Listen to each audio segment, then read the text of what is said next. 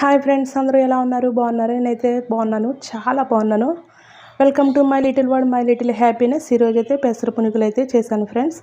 ఈ పెసర పునుకులు ఎలా అయితే చేశానో ఒకసారి చూసేయండి ఫ్రెండ్స్. ఈ పెసర పునుకుల్లో దీనికి చట్నీతో కాకుండా కారపొడి ఉంటుంది కదా, ఈ కారపొడితో చాలా బాగుంటుంది. ఫస్ట్ పెసర పునుకులకి మనకి ఒక గ్లాస్ ఆఫ్ పొట్టు పెసరపప్పు అయినా వేసుకోవచ్చు, లేకపోతే నేను మామూలు పెసరపప్పు వేసాను పొట్టు లేనిది.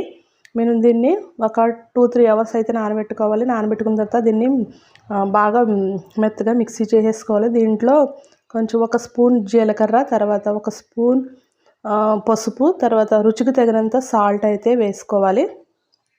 ఇవన్నీ వేసుకుని ఇవన్నీ బాగా కలిసే విధంగా మనం బాగా మిక్స్ చేసుకోవాలి ఫ్రెండ్స్.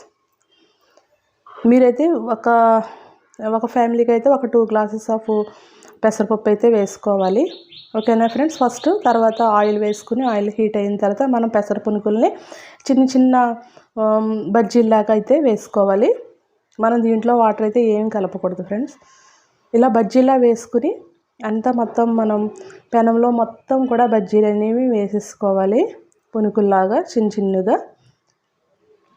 ఇవి తొందరగానే ఫ్రై అయిపోతాయి. మీడియం ఫ్లేమ్లో పెట్టుకుంటే బాగా ఫ్రై అవుతాయి, లోపల వరకు కూడా కుక్ అవుతాయి ఫ్రెండ్స్. ఇది చాలా ఈజీ ప్రాసెస్ కూడా.